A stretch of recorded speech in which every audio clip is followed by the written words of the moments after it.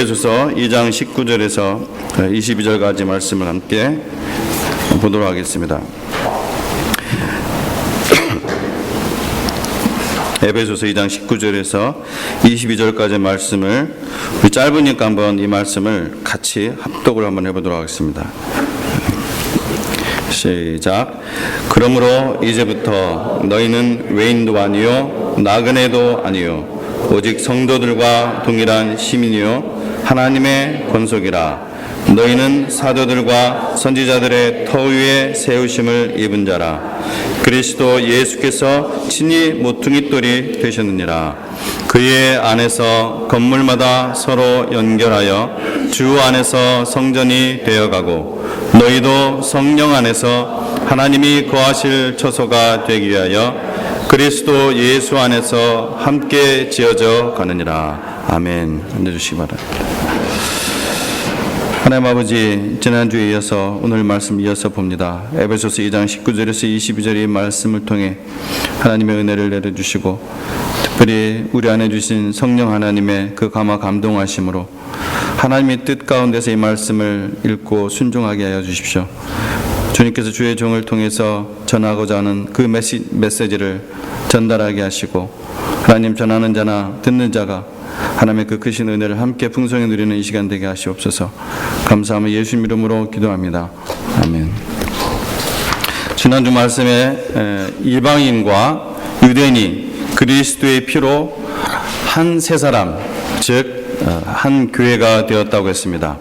19절 말씀에 그러므로 이제부터 너희는 했을 때 그 너희는 이방인이죠. 바로 에베소인들을 가리키는 이방인, 외국인도 아니고 또 나그네도 아니고, 여기서 나그네는 이제 오늘날 우리 지금 미국적인 상황 속에 얘기한다면 레지던트 에일리언, 영주권은 있지만 시민권이 없는 그런 의미죠. 레지던트 에일리언도 아니고 성도들과 동일한 하나님의 시민이라고 19절 말씀에 기록을 하고 있습니다.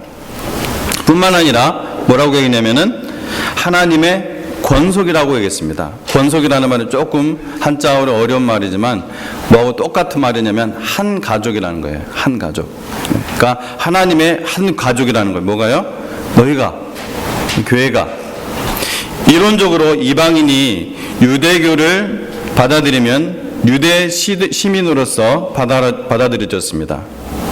하지만 혈통적 유대인으로 태어나지 않으면 아브라함의 온전한 후손으로 여김을 받을 수가 없었습니다. 당시에.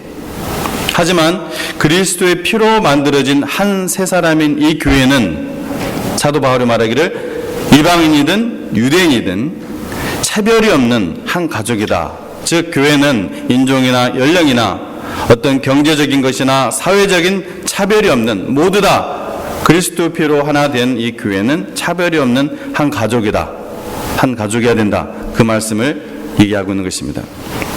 19절 이 말씀을 통해서 우리가 첫 번째 기억해야 될 중요한 진리는 교회를 이루는 각 신자는 하나님 왕국의 시민일 뿐만 아니라 하나님의 가족이라는 것입니다. 하나님의 한 가족이라는 거예요.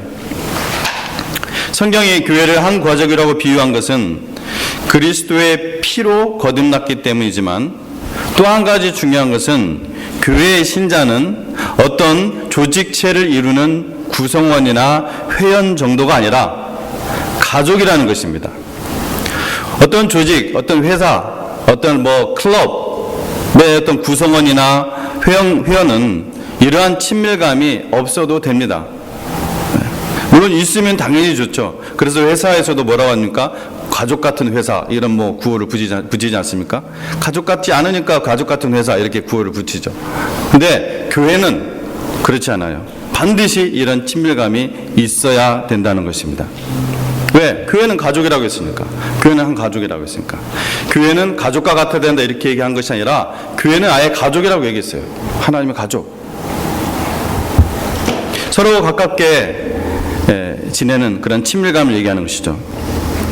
그 정체성에 있어서 교회는 한 가족입니다. 여러분이 가족하면 떠오르는 그런 친밀감들, 교회가 바로 그래야 한다는 것입니다. 현대교회가 초대교회와 같은 그러한 친밀한 관계를 과연 체험하고 사느냐?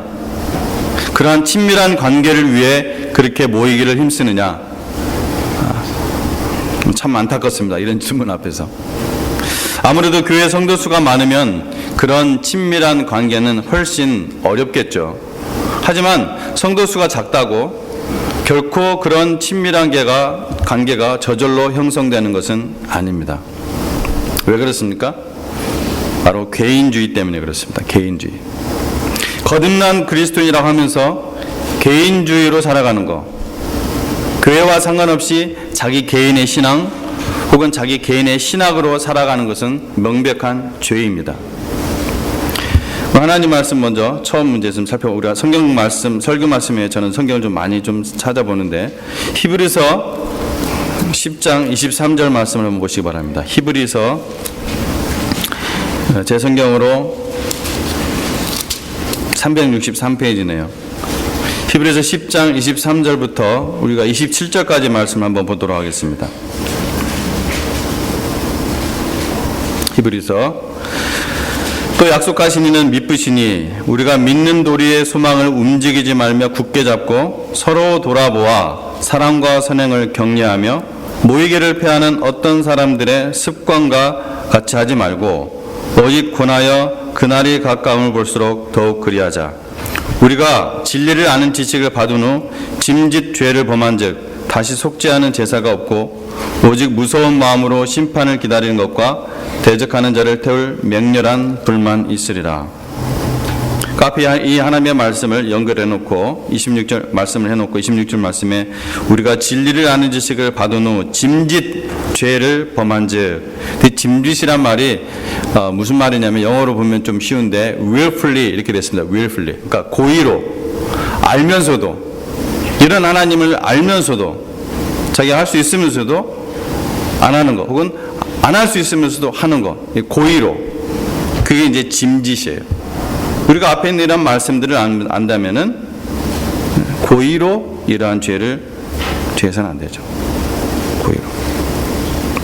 지난주도 얘기했지만 교회적 차원에서 볼 때 개인 구원은 가장 먼저 일어나야 하는 첫 번째 과정이지만 그것은 이제 출발에 불과합니다.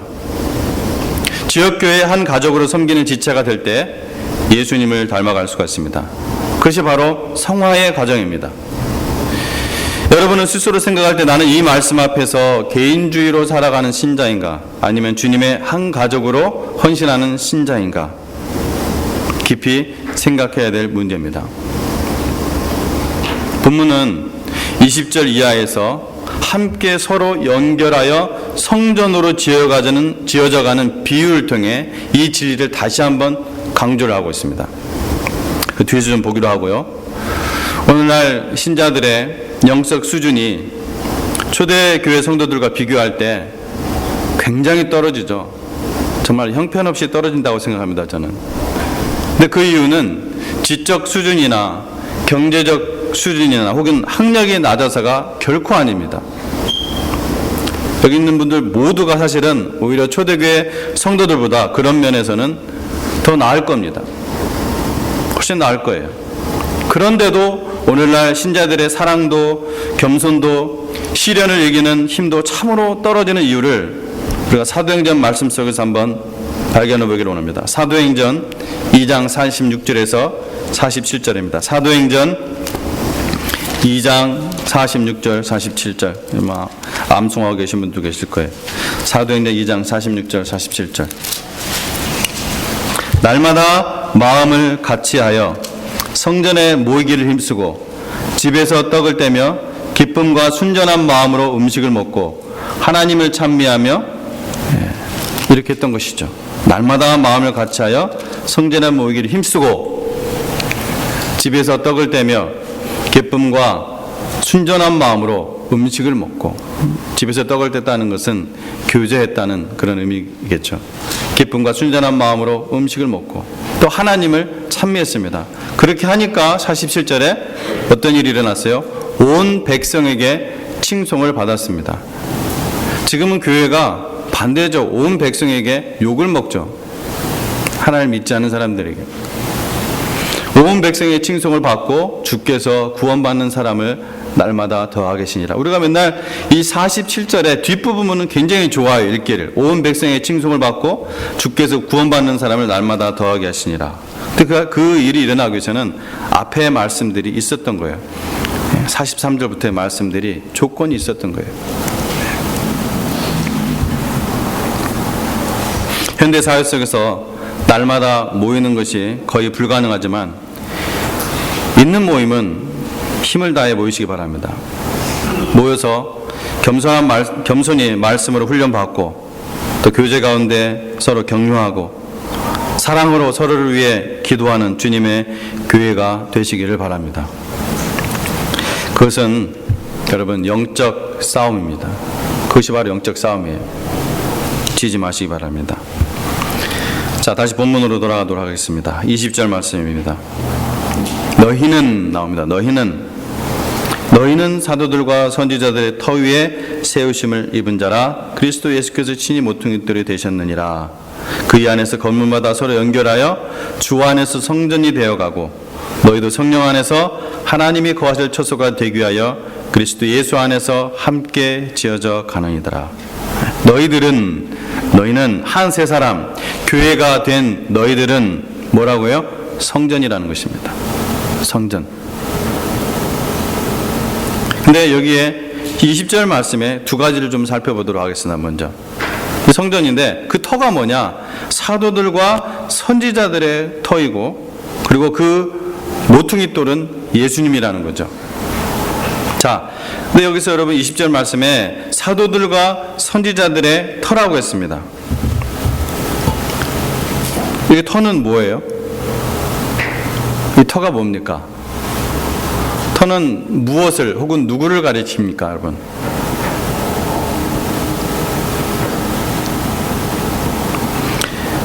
자칫 여러분이 생각하면은 이 20절 뒷부분에 예수님이 모퉁이돌이라고 했으니까 이 앞에는 사도들과 선지자들의 터라고 했으니까 그 터가 마치 잘못하면은 사도들과 선지자들이라고 생각하기가 쉬워요. 근데 그렇지 않습니다. 이게 사도들과 선지자들의 터예요. 터. 사도들과 선지자들이 세운 터예요. 이 터는 당연히 예수 그리스도입니다. 고린도전서 3장 11절에는 아예 분명하게 얘기를 하고 있습니다. 이 터는 곧 그리스도 예수라고. 고린도전서 3장 11절. 그리고 마태복음 16장 18절에서는 예수님께서 그 터를 반석으로 표현하시면서 이 반석 위에 내가 내 교회를 세우겠다고 말씀하고 계십니다. 이 터는 뭐라고요? 예수 그리스도 자신입니다. 근데 그걸 누가 세웠어요? 사도들과 선지자들이 이 터를 세웠다는 거예요. 여기서 사실의 강조점은 터보다는 사도들과 선지자들에게 있습니다. 왜냐하면 예수님이 뒤에 모퉁이 또 나오거든요. 왜 이렇게 사도들과 선지자들이 나오느냐? 자, 크리소스톰 혹은 제롬 혹은 뭐 켈빈 들어보신 분이 있을지 모르겠지만 그리고 이 몇몇 유명한 신학자들은 이 사도들과 선지자들을 했을 때 이 선지자들을 구약의 선지자들이라고 해석합니다. 근데 저는 문맥적으로 볼 때 신약 성경이 완성되기 전에 신약 시대의 선지자들이라고 보는 것이 더 좋다고 생각합니다. 선지자는 어떤 역할을 했습니까? 하나님의 말씀을 예언하고 하나님의 말씀을 대언하는 자들을 선지자라고 했죠. 근데 이 선지자는 말씀을 선포하는 선지자들이 있었고 기록하지 않고 말씀만 선포하는 선지자들이 있었고 또 말씀을 선포하면서 또한 기록하는 선지자들이 있었어요. 두 종류의 선지자들이 크게 있었습니다. 즉 하나님의 말씀을 기록하는 것이 사도들의 중요한 임무 중에 하나였어요. 말씀을 받아서. 또 여기서 사도들은 당연히 12사도들과 또한 바울 사도를 가리키는 것입니다. 다른 사도들을 가리키는 것이 아니에요. 12사도들과 바울 사도를 가리키는 거예요. 자, 그러면 사도들의 아주 독특하고 중요한 한 사명이 있었는데 뭡니까? 그것도 마찬가지예요. 성령의 지시하에 성령의 감동을 받아서 성령의 영감을 받아서 성경을 기록하는 것이었어요. 그것이 사도들의 아주 중요한 임무였습니다. 그런데 사도들 외에 신약 성경을 기록한 자들이 있을까요? 없을까요?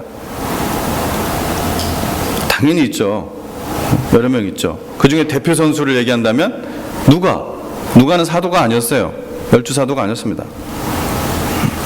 누가 뭘 기록했어요? 누가복음하고 사도행전. 얼마나 중요한 거예요. 굉장히 중요한 걸 기록했습니다. 그러니까 사도들 외에 성경을 기록한 자들이 분명히 있어요. 자, 그래서 이 선지자들이란 바로 사도들 외에 성전의 터, 교회의 터인 신약 성경을 기록한 자들을 가리키는 것으로 보입니다. 자, 터가 아까 예수 그리스도라고 했는데 갑자기 신약 성경 왜 그렇게 바꾸십니까, 목사님? 이렇게 질문하실 수도 있겠어요. 신약 성경 하나님 말씀이죠. 근데 예수님이 곧 뭐라고 했습니까? 말씀이라고 했지 않습니까? 요한복음 1장 14절 말씀에 말씀이 육신이 되어 우리 가운데 거하심에, 그 말씀이 누구예요? 예수 그리스도. 즉 이 사도들과 선지자들의 터 위에 세움을 받았다는 것은 그들이 기록된, 이 사도들이 기록한, 또 선지자들이 기록한 이 말씀 위에, 예수 그리스도 위에 세움을 받은 것이 우리라는 거예요. 이런 의미에서 오늘날 더 이상 사도들이나 선지자들은 있습니까? 없습니까? 없습니다. 없어요. 그래서 신사도 운동은 그런 면에서 뭡니까? 이단입니다. 이단이에요. 신사도 운동들이 하는 사람들이 뭐예요? 뭐 합니까? 직통 계시 받아요. 계시 받아서 예언하고, 이 하나님 말씀이라고. 약 500여 명의 사도가 지금 있어요. 그 중에 대표적인 신학자가 피터 와그너죠. 그리고 여러분 아히압, 인터내셔널 하우스 오브 프레이어 뭔가요? 하여튼 그래요. 어쨌든 그 빵집 말고, 팬케이크집 말고 아히압. 예. 거기에 또 뭐가 있습니까? 선지자들이 있어요. 이 선지자들의 역할이 자기네들이 해석하는 건 뭐라고 하냐면, 사도들은 예언을 받는 거고, 선지자들은 각자 지역에 가서 거기에 맞는 어떤 특별한 구체적인 역할을, 예언을 받아서 하는 사람들을 또 선지자들이라고 그렇게 묘하게 또 해석을 하더라고요. 어쨌든 이런 의미에서 이 앞에 사도들과 선지자들의 터 위에 세움을 받았다는 것은 굉장히 중요한 의미가 있어요. 더 이상 다른 뭐 없어요. 다른 예언의 말씀이 없어요. 이 예언의 말씀. 자, 그 다음에 예수님은 뭐라고 했습니까? 모퉁이돌이라고 했습니다.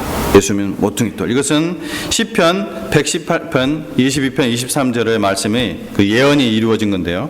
이 말씀이 있습니다. 건축자가 버린 돌이 집 모퉁이의 머릿돌이 되었나니 이는 여호와께서 행하신 것이요 우리 눈에 기이한 바로다.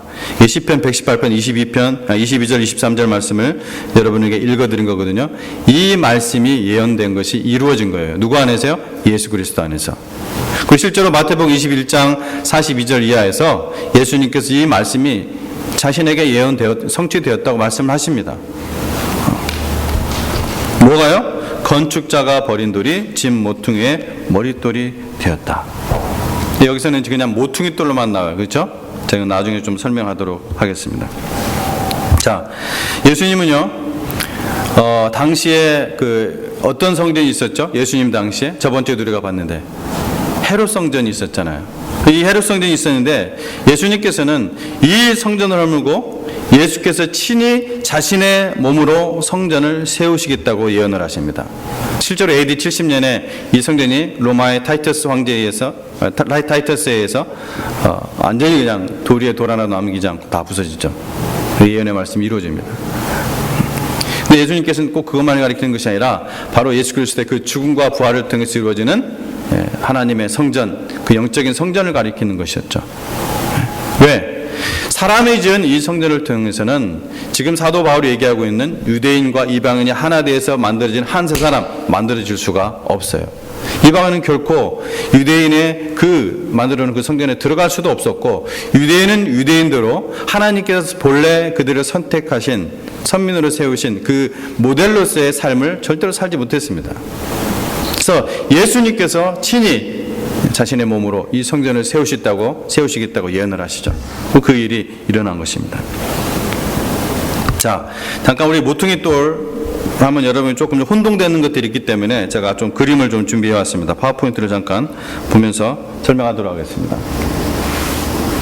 자, 우리 모퉁이 돌 하면은 여러분이 이런 그림을 주로 이제 좀 생각하실 거예요. 이게 이제 근대적 개념의 모퉁이 돌입니다. 이걸 보면은 건물이 지금 다 지어져 있죠? 다 지어져 있고 마지막으로 여기 조금 공간 이만큼 만들어 놓고서 거기다 딱 끼워 놓습니다. 그렇죠? 그래가지고서 이게 언제인 거예요? 1956년대에 만들어진 거네요. 네. 이게 동창회에서 얼럼나이 메모리얼 빌딩이라고 써 있네요. 그죠? 네. 그래가지고 마지막에 이거 딱 끼워 넣는 요게 이제 뭐 머릿돌 혹은 모퉁이돌 이런 식으로 이제 보통 우리 근대적 개념의 모퉁이돌은 이렇게 생각을 하죠. 근데 성경에서 말하는 코너스톤 이 모퉁이돌은 이것이 아니에요. 바로 이런 것을 가리킵니다. 뭐 이런 거. 뭐냐면은 굉장히 지금 크고 튼튼한 돌을 이 모서리에 세워져 있죠. 나중에 좀 더 이거 의미를 좀 설명하겠지만 예수님이 이 돌이라는 거예요. 일단 돌들의 종류를 좀 보도록 하겠습니다. 이 모퉁이 돌을 얘기하는 거예요. 그 다음에 여러분이 또 캡스톤, 키스톤 어떤 그림에는 어떤 데는 이거를 캡스톤으로 설명을 하고 있는데 정확한 설명 아닙니다. 이거는 소위 말하는 키스톤이에요. 그래서 이것이 쏙 빠지면 이게 다 우르르 무너지죠. 그죠? 네, 키스톤이고, 캡스톤은 캡이 뭡니까? 캡이 모자라는 뜻이잖아요. 모자. 그죠? 제일 위에 뚜껑 씌우는 이 캡. 이런 걸 캡스톤이라고 해요. 또 대표적인 캡스톤 하면 여러분 생각나는 거 하나 있어야 될 텐데 뭐죠? 이겁니다. 피라미드 위에 있는 그 뚜껑 딱 씌워지는 거. 요거를 캡스톤이라고 합니다. 요거를 캡스톤. 네, 예수님께서 말씀하신 그 모퉁이돌은, 성경에 기록한 그 모퉁이돌은 이 캡스톤을 얘기하는 것이 아니에요. 근데 메시지 성경이나 혹은 NIV 성경, 하여튼 몇몇 개 영어 성경들이 곳곳에 이 모퉁이돌 개념을 캡스톤으로 번역해 놓은 게 있어요. 캡스톤은 우리나라 말로 번역을 하면은 관석입니다. 관석. 위에 이렇게 딱 위에 씌운다는 의미에서 관석이에요. 관석하고 모퉁이돌은 완전히 다릅니다. 자, 여러분 이런 것을 모퉁이돌로 생각하시면 안 돼요. 예. 모퉁이돌은 이걸 얘기합니다. 그럼 왜 성경 그 사람들이 캡스톤 이라고 이렇게 번역을 했을까? 그래서 나중에 좀 설명을 좀 드리도록 할게요.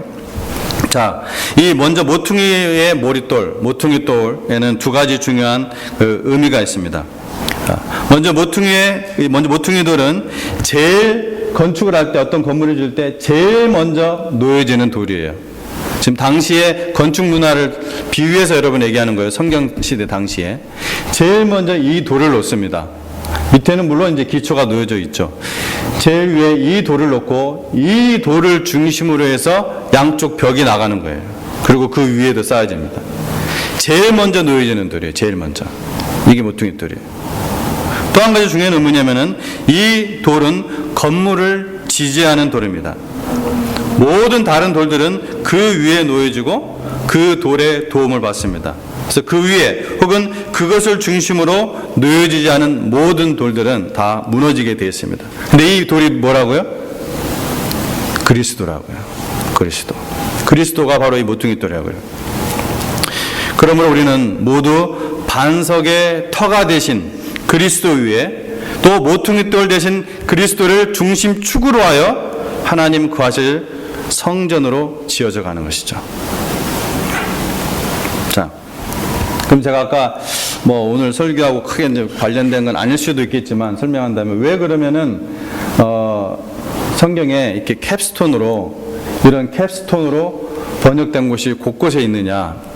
NIV 성경이나 메시지나 또 많은 심지어 NASB도 캡스톤으로 번역된 곳이 있고, 왜냐면은 이게 이제 chipstone in the corner를 그렇게 번역을 해서 캡스톤으로 그냥 딱 묶어 놓은 거예요. 그러니까 chipstone 혹은 headstone in the corner. 그래서 아까 우리 시편 118편 읽을 때도 모퉁이의 머릿돌이라고 되어 있었죠.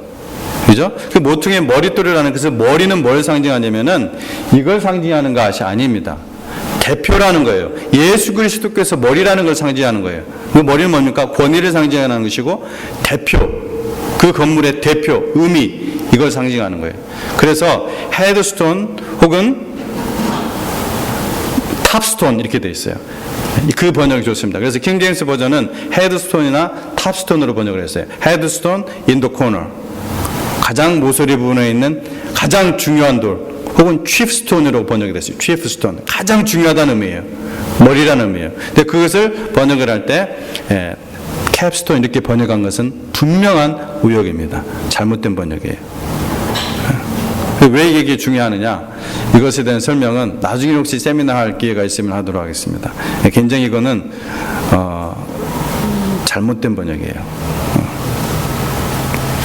어찌됐든 여러분이 성경을 읽을 때 모퉁이 돌도 나오고 머릿돌도 나오고 혹은 모퉁이 머릿돌이라고 이게 뭔 말인가? 성경에서 말하는 것은 적어도 하나를 얘기하고 있습니다.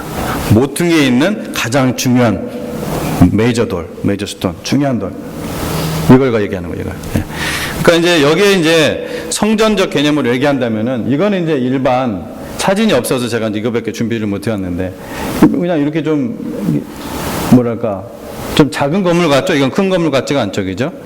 성전같이 큰 건물이라면은 이거보다 좀 더 잘 다듬어져 있고 좀 더 크고 하겠죠. 그래서 그걸 중심으로 해서 양쪽으로 벽이 나가는 거예요. 양쪽으로. 이것 먼저 가장 먼저 세웁니다. 그리고 이걸 양쪽으로 나가요. 그리고 그 위에 또 짓고. 그러니까 이것이 무너지면 다 무너지는 거예요. 아주 중요한 부분입니다. 자, 그래서 21절 우리가 말씀을 보면서 이 귀하고 중요한 하나님의 진리를 좀 더 자세히 살펴보도록 하겠습니다. 21절 말씀 에베소서 그의 안에서 건물마다 서로 연결하여 주 안에서 성전이 되어가고 뭐라고 했습니까? 여기 이제 이 관련 말씀이 이걸 조금 더 자세히 이제 그 설명을 해놓은 말씀이 베드로전서 2장 4절에서 8절이에요. 베드로전서 2장 4절에서 8절 살펴보시기 바랍니다. 베드로전서 2장 4절에서 8절 제가 읽겠습니다. 사람에게는 버림바가 되었으나 하나님께는 택하심을 입은 보배로운 산돌이신 예수께 나아가 너희도 산돌같이 신령한 집으로 세워지고 예수 그리스도로 말미암아 하나님이 기쁘시게 받으실 신령한 제사를 드릴 거룩한 제사장이 될지니라. 성경에 기록되었으되 보라 내가 택한 보배로운 모퉁이 돌을 시온에 두느니 그를 믿는 자는 부끄러움을 당하지 아니하리라 하였으니 그러므로 믿는 너희에게는 보배이나 믿지 아니하는 자에게는 건축자들이 버린 그 돌이 모퉁이의 머릿돌이 되고 또한 부딪히는 돌과 걸려 넘어지게 하는 바위가 되었다 하느니라. 그들이 말씀을 순종하지 아니하므로 넘어지나니 이는 그들을 이렇게 정하신 것이라. 이게 굉장히 은혜가 되면서도 굉장히 무서운 말씀이죠. 자, 그래서 여기서 모퉁이의 머릿돌 여기도 이제 지금 그렇게 얘기를 나오고 있죠. 모퉁이돌, 머릿돌 얘기하고 있고요.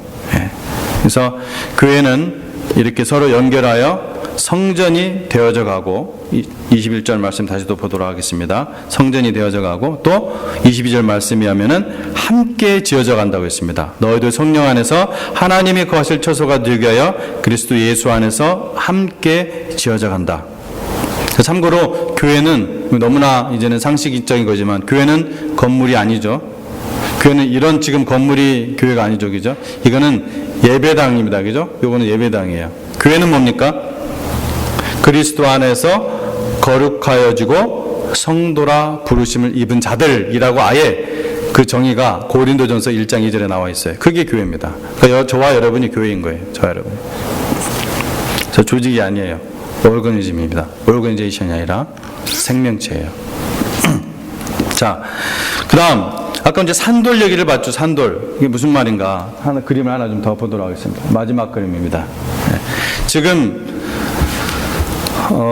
어떤 걸 지금 성전을 짓는 거 과정인지 뭘 짓는지 모르겠지만 어떤 성전이라고 생각을 합시다. 지금 뭔가를 좀 짓기 위해서 돌들을 갖다가 지금 깨고 부수고 다듬어서 지금 서로 연결하고 있습니다. 여러분 당시의 성전은요 지금처럼 공장에서 팍팍팍 찍어낸 벽돌로 만드는 것이 아니었어요. 자연석을 부수고 다듬어서 서로 연결을 했습니다. 지금 그런 과정을 여러분 볼 수가 있죠. 그림을 통해서도. 자연석을 부수고 다듬어서 서로 연결하는 거예요. 이 돌 하나는 나름대로 다양하게 생겼을 거예요. 어떤 거는 어떤 사람이 보면은 이건 참 묘하게 생겼다, 이건 참 멋있게 생겼다, 이건 잘생겼다, 이건 참 어글리하게 생겼다.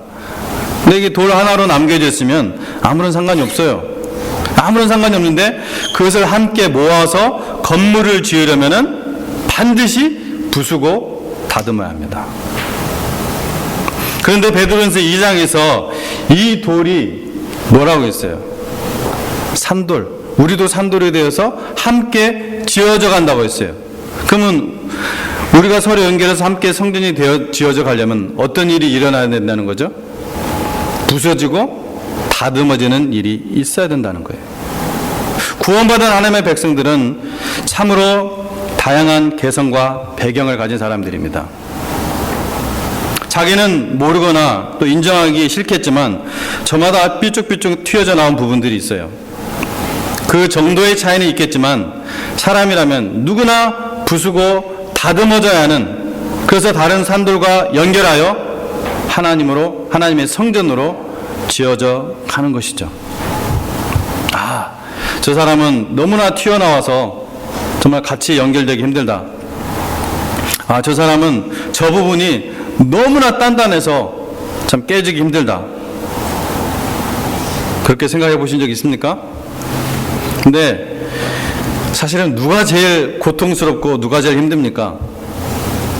그만큼 많이 튀어나오고 단단하게 굳어있는 사람이 훨씬 더 힘들죠. 그 사람이 정말 그리스도인이라면, 그 사람이 정말 거듭난 사람이라면 하나님께서 그 사람도 그대로 내버려 두지 않고 반드시 하나님의 성전으로 만드실 텐데, 지어져 가실 텐데, 한 돌로 다듬으실 텐데 얼마나 얻어맞겠어요. 얼마나 깨지기 위해서 부서지겠습니까?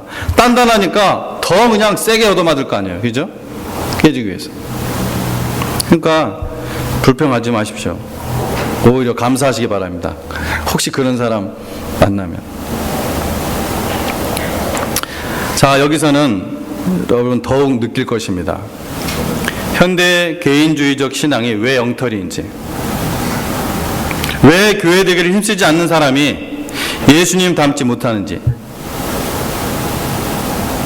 22절 말씀처럼 하나님의 거하실 초소가 되기 위하여 함께 성전으로 지어져가는 일에 내 자신을 내어드릴 때, 그 일에 충성할 때만 드러나는 나 자신의 그 모난 부분들, 못된 성격들, 고집들, 이런 것들을 성령께서 하나님의 말씀의 망치와 정으로 깨고 부수고 다듬는 거예요.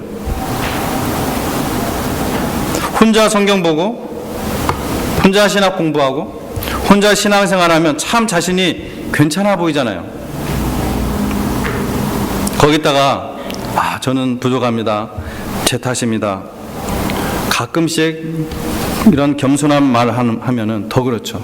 참 쉽습니다. 말만 하면 되고 다른 사람과 부딪힐 일이 없으니까, 다른 사람과 갈등을 일으킬 일이 필요 없습니까?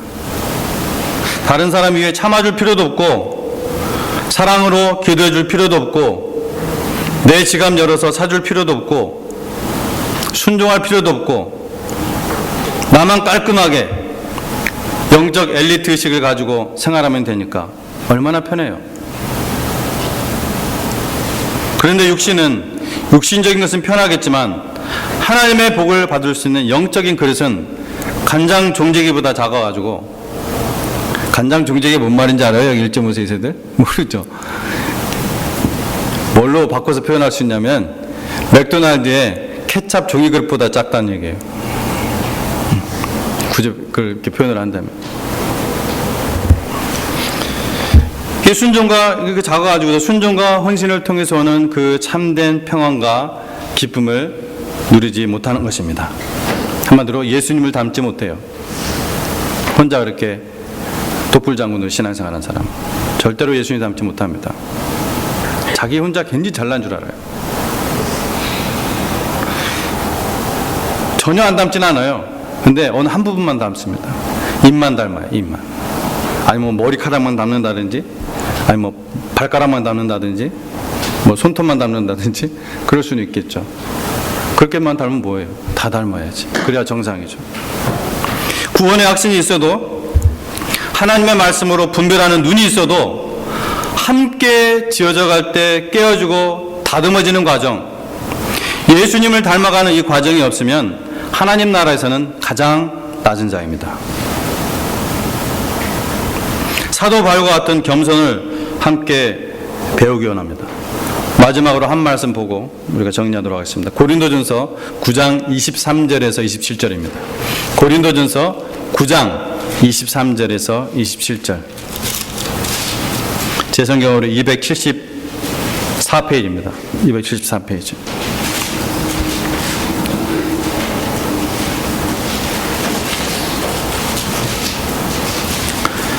다 찾으세요. 마지막 말씀입니다.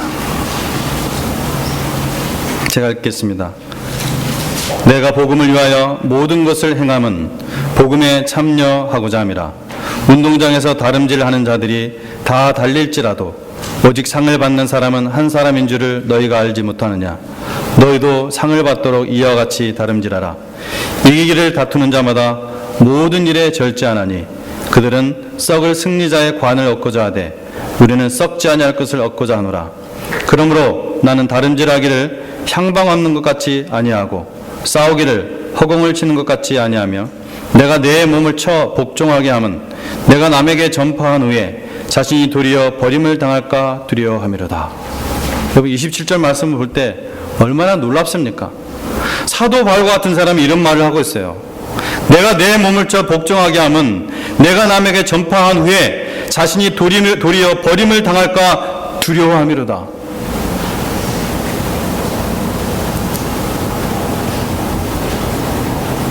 모르겠습니다. 여러분은 이 자리에 계신 분들 가운데 사도 바울보다 훨씬 더 좋은 믿음과 그런 충성을 하는 분들이 여기 있을지 모르겠지만 저는 이 말씀 볼 때마다 정말 두려워요. 정말. 내가 내 몸을 쳐 복종하게 하면 내가 남에게 전파한 후에 자신이 도리어 버림을 당할까 두려워함이로다. 사도 바울이 구원의 확신이 없어서, 흔히 요즘 그 사람들이 말하는 그 구원의 확신이 없어서 이런 말 했겠습니까? 전혀 아니죠. 뭔 얘기가 옵니까? 처음부터 다시 보세요. 23절부터 내가 복음을 위하여 모든 것을 행함은 복음에 참여하고자 함이라. 그 복음의 고난에 참여하고자 함이라. 운동장에서 다름질하는 자들이 다 달릴지라도 오직 상을 받는 사람은 한 사람인 줄을 너희가 알지 못하느냐. 이건 성도들 간에 경쟁하라는 얘기가 절대로 아니죠. 그렇게 벌써 보면 안 돼요. 내 자신에 대해서 얘기하는 것입니다. 나 자신의 다름질. 너희도 상을 받도록 이와 같이 다름질하라. 다 받는 거예요. 이거는 이렇게 다름질한 자들이. 이기기를 다투는 자마다 모든 일에 절제하나니. 아까 영적 싸움이라고 했죠. 그것은 반드시 이 절제가 있는 싸움이에요. 그들은 썩을 승리자의 관을 얻고자 하되 우리는 썩지 아니할 것을 얻고자 하노라. 그러므로 나는 다름질하기를 향방하는 것 같이 아니하고 싸우기를 허공을 치는 것 같이 아니한다고 했어요. 그래서 내가 내 몸을 쳐서 복종시킨다고 했습니다. 그렇게 하는데도 내가 도리어 버림을 받을까? 하나님의 그 상급, 그 자리에서 버림을 당할까? 하나님 상급이 뭡니까? 지금 사도 바울에게는 그 다름질하는 그 표대는 무엇입니까? 바로 예수님 닮는 것입니다. 그것이 바로 예수님 닮는 거예요. 여러분 상급이 그것입니다. 그 예수님 닮는 것이 우리의 표대고 달려갈 길이고, 이것 때문에 내 몸을 쳐서 복종한다고 했고, 복종시킨다고 했고, 이 복음에 참여한다고 했고. 근데 오늘 말씀 가운데 사도 바울이 또 뭐라고 했습니까? 너희가 함께 지어져, 성전이 지어져 갈 때 이 일이 일어난다는 거예요. 함께 지어져 성전이 지어질 때, 부서지고 깨어질 때, 부족하고 연약한 성도를 섬기고 사랑하는 가운데서 부어지는 하나님의 그 신비한 은혜를 체험하시기 바랍니다. 하나님의 자녀라면 하나님의 성전으로 서로 연결하여 함께 지어져 가는 것은 선택이 아니라 사명입니다. 그 사명에 충성하여 세상과 나는 간 곳 없고 보이지가 않아요. 누구만 보인다고? 찬송가에 구속함은 주만 보이도다. 그 일이 저와 여러분에게 일어나기를 간절히 바랍니다. 여러분, 하나님의 자녀를 위해 준비된 하나님의 왕국에 들어가서는 그것밖에 남지 않습니다. 이 땅의 성공, 이 땅의 부, 이 땅의 명예, 심지어 이 땅의 행복까지도 다 사라집니다. 없어져 버립니다. 전혀 남지 않습니다. 오직 주님의 성전을 이루기에 얼마나 부서지고 다듬어졌는가, 그래서 얼마나 예수님을 닮았는가, 그것만 남습니다. 그것이 우리의 영원한 상급입니다. 함께 기도하시겠습니다. 하나님 아버지, 함께 서로 연결하여 지어져가는 성전, 교회를 저희가 이루게 하시니 감사를 드립니다. 참 이 교회를 통해서 하나님의 그 놀라운 사명도 저희가 감당하게 하시고, 또 그 감당하기 위해서 우리가 서로 깨어지고 부서져서 우리의 모습은 간 곳 없고 우리가 하나 되어서 오직 예수 그리스도의 그 모습만 드러나는 주님의 새누리의 교회, 또 이 땅에 있는 하나님의 교회들 되기 원합니다. 하나님, 참 저희를 더욱더 하나님의 그 말씀으로 참 이끌어 주시고, 또 그 이끌어 주는 말씀에 저희가 순종하겠습니다. 오늘 말씀 우리가 잘 듣고 깨달아 그 말씀에 순종하여 사도 바울처럼 내가 내 몸을 쳐 복종시키는, 그래서 영원한 참으로 상급을 하나님 나라에서 받는 그러한 귀한 하나님의 백성 되게 하시옵소서. 모든 것 감사드리며 예수님 이름으로 기도합니다. 아멘.